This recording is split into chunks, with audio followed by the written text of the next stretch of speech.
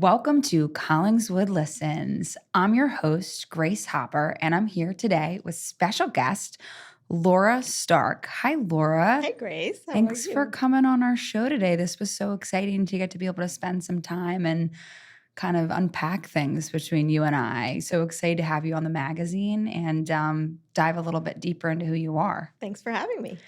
So you were obviously recommended to be on our show for several reasons. Of course, one being that you're a resident, but also because of your backstory. And I felt super compelled to feature you because your backstory is one about grief. And I know that this is the one human experience that's universal that we all go through. And there's one thing that, none of us are going to not be affected by, which is loss. So because I felt that our society is really ill-equipped because the topic has become really taboo, I thought, wow, what a wonderful opportunity to be able to give a platform and to allow us to kind of share your story. And maybe in doing so, will help someone who's journeyed your story or someone who will eventually journey your story. So thank you so much for coming on and being vulnerable enough to kind of tell your story to this community. I appreciate it. It means the world.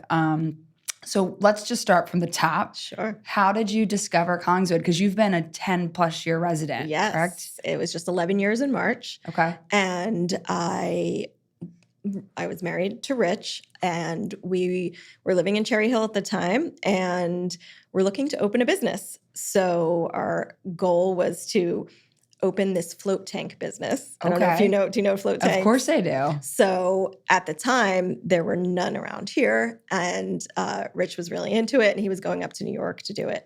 Okay. And we were visiting a friend out in Venice Beach in California, and he said, "Oh, you got to go to where I go." So he went there, met the guy who makes these pods. Okay. His name is Crash. Oh, wow. What a name. Yeah. And we were going to partner with our friend who lives out there, and we thought Collings would be great for that, and we'd live above our float tank business. So like a Haddon Avenue storefront float tank. Yeah, and I love that. We didn't get the building. We wanted to purchase the building, live upsters, and have the business below. Where was it exactly? Dig This, which I love. Love Dig This. And it was, we go there all the time. But yeah, it didn't work out. And I just fell in love with Collingswood. We were here for the farmer's market and walking around town. And we had not started our family yet. And I said, there are kids outside riding their bikes. Right. People are in the parks, walking around, doing things. There was life. And it just really felt like I really wanted to move here and raise a family. Feels like Mayberry a little bit. Absolutely. Yeah. So what year did you and Rich get married? We got married in 2003. Okay. And then you moved in Collingswood? In 2012. In 2012. Yeah. And then your son was born? In 2014. Okay. Yeah. In 2014. Great. And life has just kind of organic living in Collingswood and it was enjoying all the wood has to offer. It was great. We were doing the farmer's market thing and the, seeing all the businesses in town, and my son would strut down the avenue just learning how to walk. Aww, so cute. We always laugh. He would talk like, and people would call him the mayor, and he wanted to run up and down Haddon Ave and talk to everybody. That's so cute. It was great. And as a small town, you quickly become a local celebrity when you hang around long enough, right? Yeah. The more you're there, the more people recognize you, and you start talking to people, and we met so many great people. Oh, that's awesome. Yeah. And then, so tell me a little bit about, like we said, your story is a lot about kind of grief and what you've been through in your life and the time that you lived in Collingswood. But tell me a little bit about your story. So we did move here in 2012. 2013, I decided to start my own business. And I was doing graphic design, corporate communications. And the company I was with long-term would now be a client. And it was going great. So 2013 is when I got pregnant. Okay. And we had been married 10 years by then. And we were like, all right, it's time. I wanted to start a business. I did it. Like, I feel like this is the time. So thankfully I did get pregnant. I was advanced maternal age, but I did get pregnant. It was great. Good pregnancy. And we had Bennett in 2014. Okay. Then March of 2015, Rich had this lingering cough that would not go away. Was it like a dry cough? Yeah. And it was concerning to me. And he had been to the doctor, and they're just like, it could be allergies, could be this. They were all different theories. How long is this cough? Like 6 months, a year? No, months, maybe 3 months. Okay. And I said, well, we're all going to Florida. My cousin was turning 50, and we had the whole family renting a house in Florida. And I said, before we get on this plane, you need to see a doctor again and make sure nothing's happening, that you could fly. And he was feeling okay. He was just had this cough. Yeah. So he did. And the doctor said, sure, you can fly. He was giving him cough drops and almost like to suppress it. And they still hadn't figured out what it was from. So we go to Florida. We're there not even a day, maybe a couple hours, and he can't breathe. So we go to the just ER. like shortness of breath. Yeah. And we go to the ER, and, you wait there for hours. Yeah. So we were waiting. You're like, I'm here for a cough and shortness of breath. Yeah. And they're like, you're fine. Right. Yeah. So, I said, well, he actually said to me, go home. I mean, go back to the house, feed Bennett. That's my son. And I'll call you when, when things look like they're moving, when someone has seen me. So I went home, fed my son, and I get a text, come back to the hospital.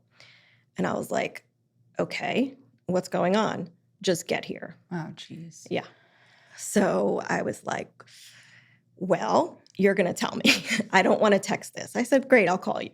I don't want to wait. I don't want. Right. So I called him, and he said, I have tumors all over my lungs. Oh, my God. And they think it's advanced cancer spread from somewhere else. And we need to go home immediately. And I was just floored. Oh, my God. Yeah. So that was not how we intended to. So when he said we needed to go home immediately, were the doctors saying, just go home? It's that bad? Just go home? Go home. So they gave him a death sentence. They didn't say that, but we felt they let us know the gravity of the situation, that this was most likely advanced cancer. So they were like, this is spread everywhere. Yeah. And you need to go home. Go home and say goodbye? No, go home and try to figure out what type of cancer this is. Okay. And because obviously the ER, they're like, we can tell it's advanced, but exactly. you need a specialist. You need a specialist. What type of cancer? How far? We flew out. My parents came with us.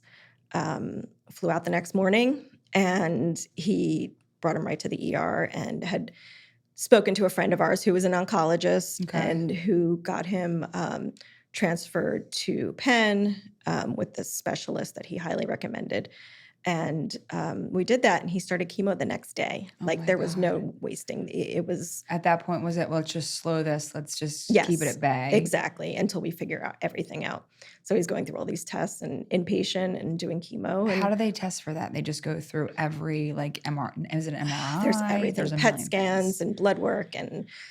How did the initial news for Rich, obviously shock, but shock. Could he, was he, obviously there's no holding it together. No holding it together. Like that. Absolutely no holding it together. Everybody's worst nightmare. Yeah, exactly. And I'm thinking, oh, does he have pneumonia? And it wasn't caught, or at worst in my mind, pulmonary embolism. That would have been the worst. Right. This was not on our radar. Right. And he was a young guy. Young guy, yeah. How he was old? 37. And he wasn't, not sick, nothing. Yeah.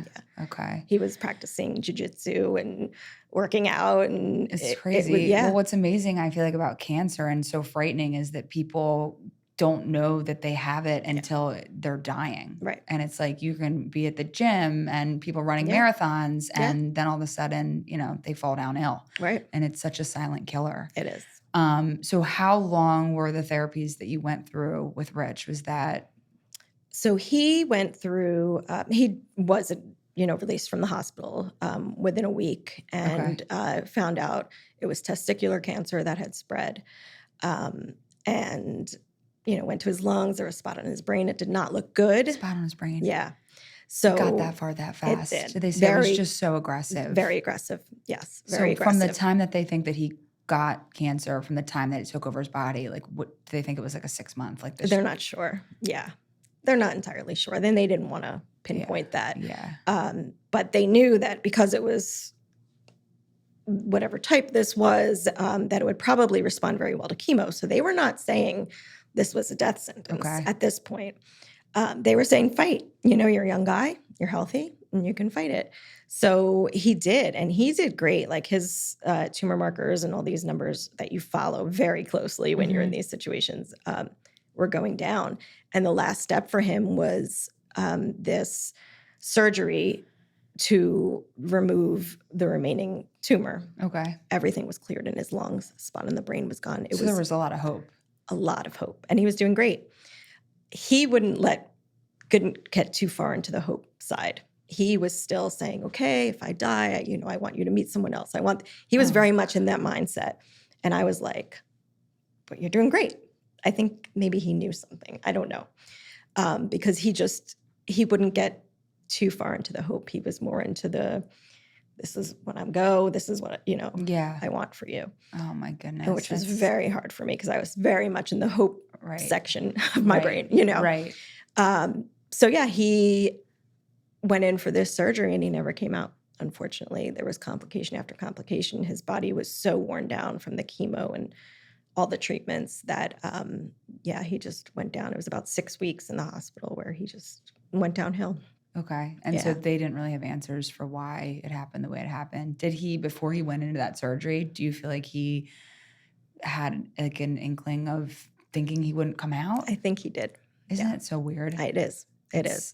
Because everything on paper looked like he was going to beat this. Yeah.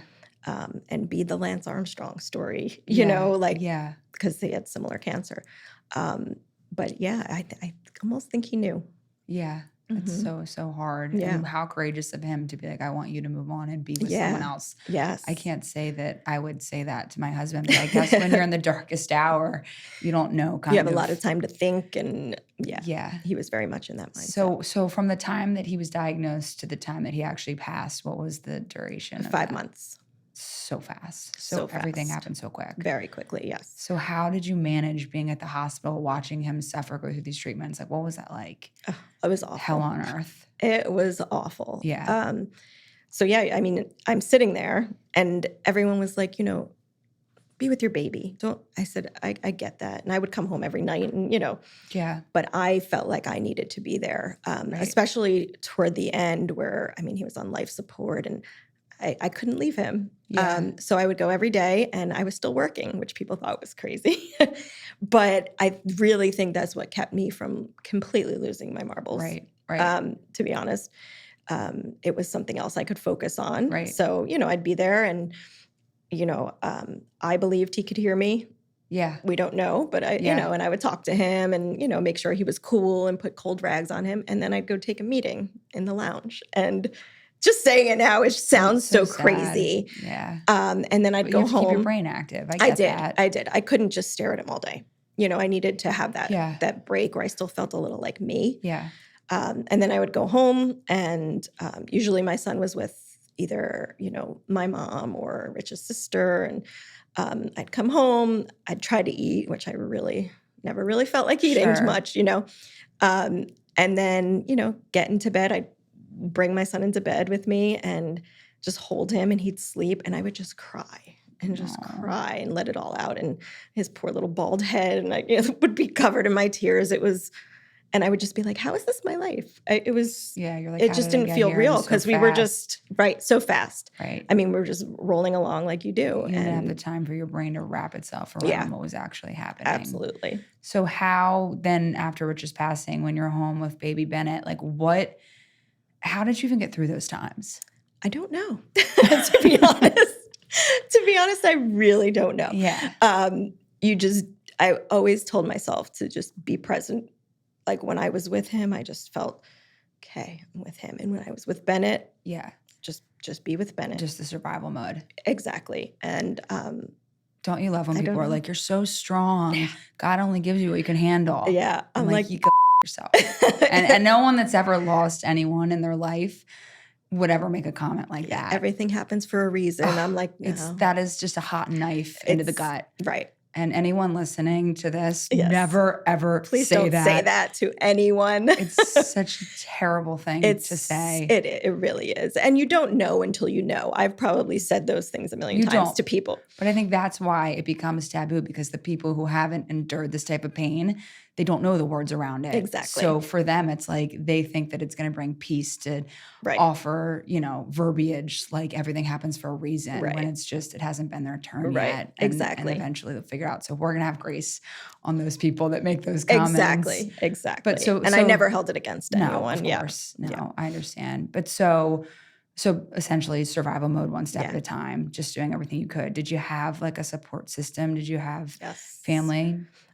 So unfortunately, my closest family members are about an hour away. Okay. So that was really hard. It was hard on them because they wanted to be here more than they really could. And I wanted them to be here. Yeah. And I thought about moving closer to people, closer to my family.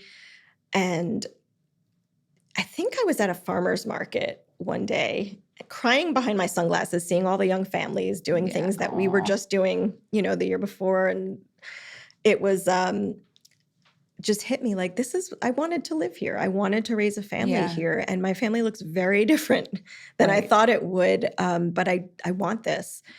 And I still want this. So I wasn't sure, but I said, I'm going to try to stick it out. Yeah, I didn't want to give up on that. And I didn't. And I'm so glad.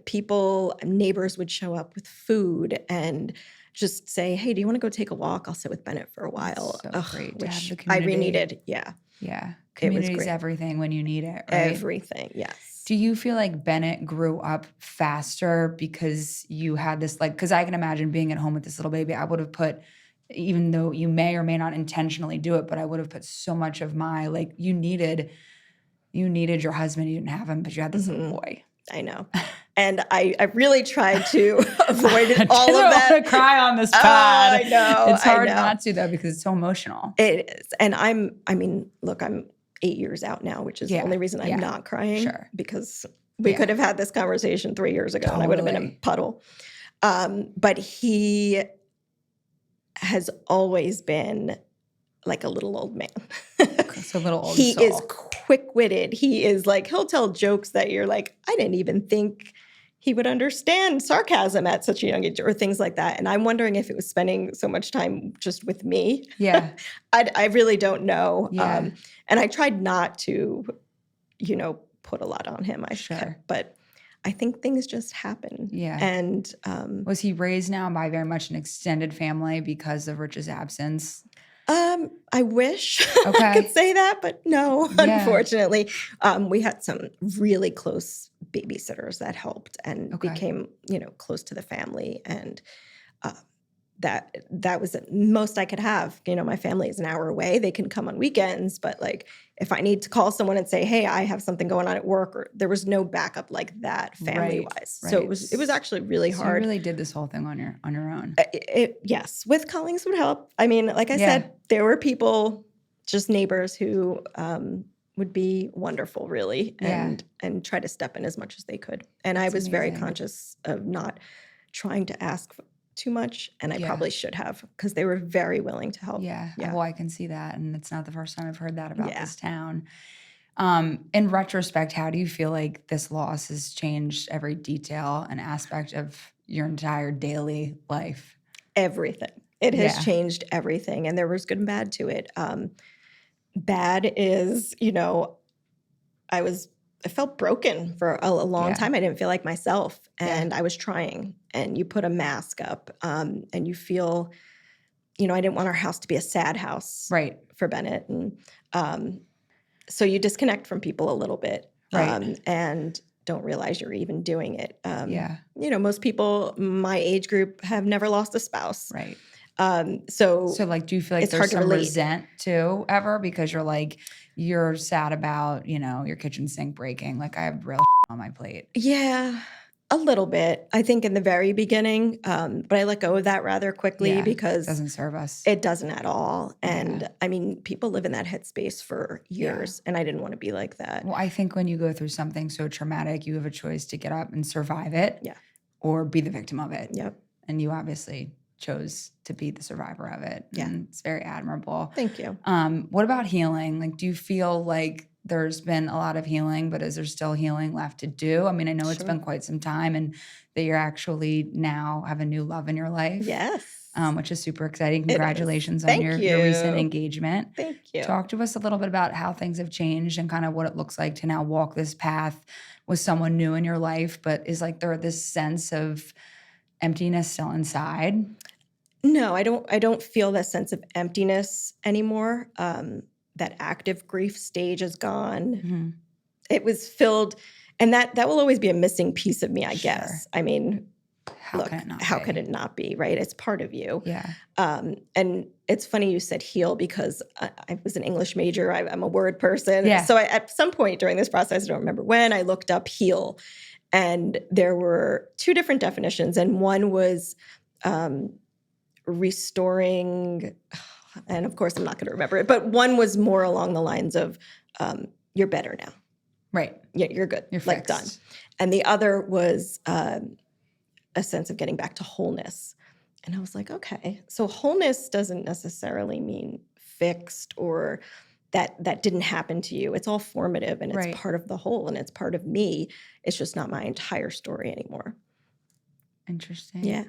So how about now that you have this new relationship in your life, do you walk with some sense of like, I've moved on, this is not fair that Rich isn't here and that I get to continue to go to softball games or, walk down Haddon Ave and grab dinner with someone who I'm very much in love with again? Mm-hmm. What is that like? It feels very natural now and normal. Yeah. Really normal and which is good. Do you take solstice and knowing though that's what Rich wanted? Absolutely. That was the biggest gift he could have ever given me was that conversation I didn't even want to have. Right. Was for him to say, I don't care if it's 3 months, 6 months, 5 years. When you're ready to move on, just make sure he's a really good guy. Wow. So I did. That's amazing. Yeah. That's and so he's powerful. a really good guy. Aww. Yeah. Do you find ways to still honor? I mean, obviously he's Bennett's father. So how do you incorporate that into? Yeah. We're doing a lot of grief work and therapy, Bennett and I. Okay. And we're making this box, this memory box, and I'm making this book for him. And all of these things are going in there that even when he's older and maybe he doesn't want to talk to me about it, but he just wants to visit that part of himself. Sure. And he'll have that there. It's more of just he's got photos. He's keeping the memory alive. And Bennett will say, I mean, I was just driving. It's very matter of fact, and it kind of scares people. I was driving like 4 of his friends home from a baseball clinic, and there were pictures of Rich in this little thing in the car because he had just gotten them from his aunt the weekend before. So he goes, oh, you want to see pictures of my dad? Now all his friends just know Mike is dad because Bennett has started calling Mike dad. Wow. So they looked at it and they were like, oh, is this the one who oofed? Oh my goodness. And Bennett goes, yeah, it's the one who oofed. I said, guys, what is oofed? Well, in Roblox, when someone dies, they go, oof. Right. And it was so matter of fact. And I'm like, this would freak people out. Right. But it's our story. And it's true. This is Right. the dad who died. And Mike is the dad that they all know. And it was just. Yeah. That's amazing though that Mike's been able to step into the picture as a father for Bennett. Yes. And Mike also has a child. He does. Yeah, little Benny. So we both had Bens, 2 which Bens? was funny. A little not confusing Ben at all, right? Ben. So it was one go by Bennett and the other goes by Benny and Bennett. Benny and Bennett. Yeah. So cute. Yeah. It's funny. So now it's a big blended family. A big blended family. Yeah. Nice. Yeah. Well, Laura, this has been so awesome to have you come on our show. I know it's not easy to sit down with somewhat of a stranger and to share your story and put it out there. But like I said, kind of from our intro, I think that sharing our stories is like this one human element that we all can kind of come together and at least companion in a way that to share that burden a little bit, it makes, I think, someone else's life maybe just the smallest bit lighter that day. I hope so. Thank you. Thank you for having me. Appreciate it. I appreciate it.